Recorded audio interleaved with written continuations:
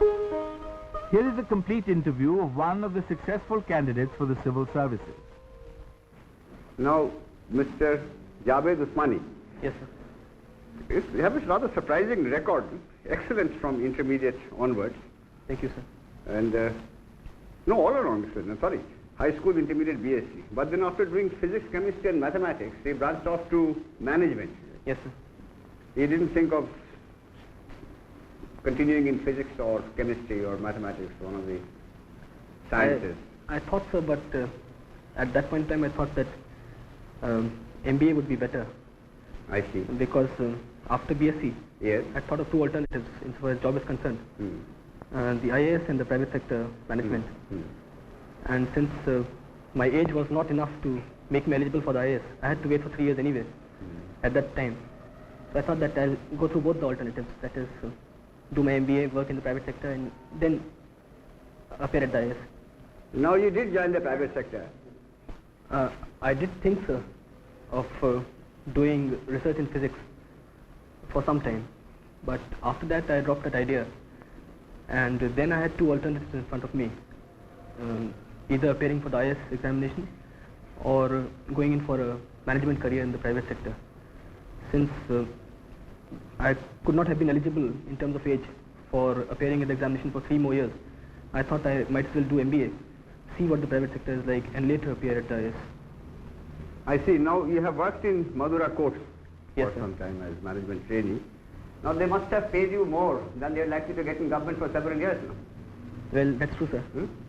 Now, you tell us briefly what attracted you to government service. Was it status or security or the prospect of wielding authority?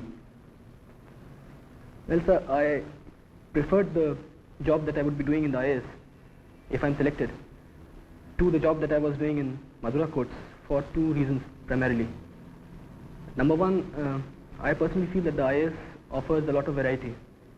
That is, your job keeps on changing in a substantial manner from time to time.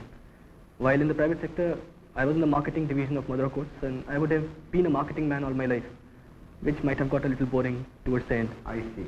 And the second and more important reason is that I feel that this job would give me more satisfaction in terms of a sense of achievement than a job in the private sector. Although it's an exciting job there also, but this is more challenging and more satisfying, I think.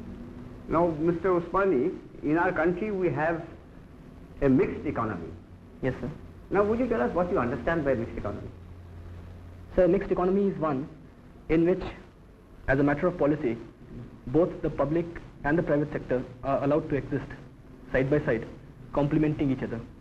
Yes. And what do you understand by Gandhian economics? So, this is a term which has been in use of late quite a lot, but not very well understood, I think. So, I also don't know very much about it, but I can make a guess. I personally feel that Gandhian economics would mean not industrializing on a very large scale, decentralization, small scale industry, lot of emphasis on agriculture and rural industries. Now, there's just one more question I'd like to ask you before I hand you over to a colleague of mine. You are from UP. Yes, sir. Now, do you think UP is too large a state to be administered properly, or should be broken up into 2 or 3 states? So I can't say offhand. UP is a very big state, population-wise as well as area-wise. It wouldn't be my idea actually. I've been reading about it, and a lot of people have been saying that UP should be broken up and it will be administratively much better if UP is broken up into smaller areas. But I don't really have any particular thought of mine on this subject, sir. That's all right. When did you do your management training? So I was in the 74, 76 batch. What is the duration? 2 years, sir. I see. And then you were a management training Madura course. How long? I was in Madura course for 10.5 months. I see. Now, with your background, you should be able to tell us the qualities which go to make a successful executive or a successful administrator. A business magazine very humorously describes a successful executive as one who can delegate all the responsibility, shift all the blame, and appropriate all the credit. But I don't think you agree. I don't agree either. But you tell us from your past experience. a successful executive or a successful administrator should possess basically two qualities. Number one, he should be absolutely thorough about the job that he is doing, that is technical expertise. In whatever area he is, he should know more than his subordinates about the job that he's supposed to get done out of them.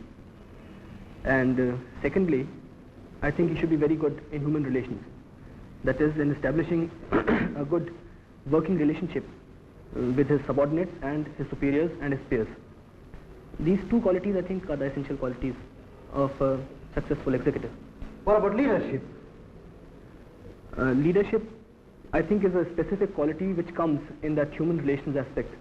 That is a general, there's a general quality which contains a lot of specific factors like leadership, motivation of subordinates, good relations within the office, no acrimony between peers. So all these things, I think, should be covered by the general factor, general quality of human relations, good human relations. Because a district administrator has got to lead the team. He's got to be a good leader. Yes, sir. Okay, thank you. Mr. Usmani, I find that you have offered two papers on European history. Yes, sir, the lower and the higher. I see. I would just like to put a question or two on these areas that you have studied.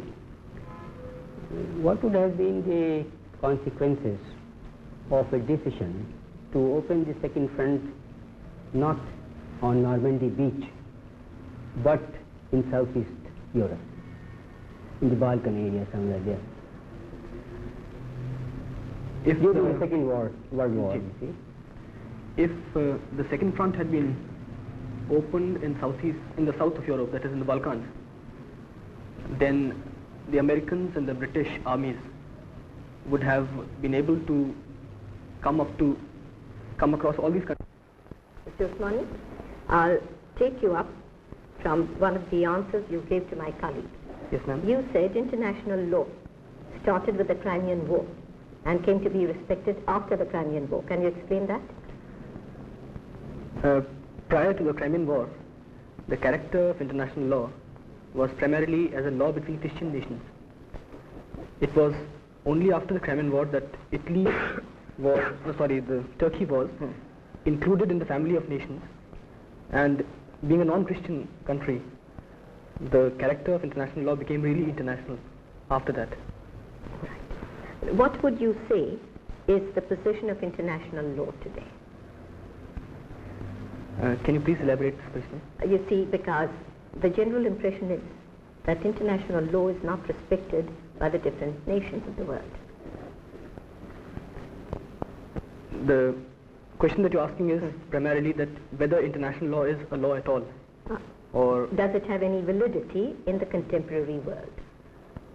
Well, it does not have a validity which is comparable to municipal law in a country, but it certainly has a validity of its own, because there are certain kinds of sanctions which are imposed on a country which does not obey international law.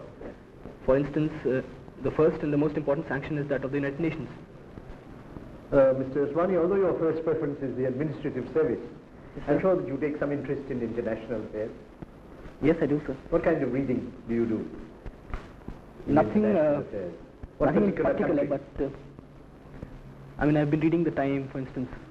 About what particular country you focus your interest in the international field? China, for instance, sir. China. What about the Arab world, for instance? I'm interested in that also. You know, because in November last, a very historic trip was made by President Sadat to Israel. Yes, sir. What kind of significance do you see in that? Could you evaluate for us how do you see that trip of Sadat?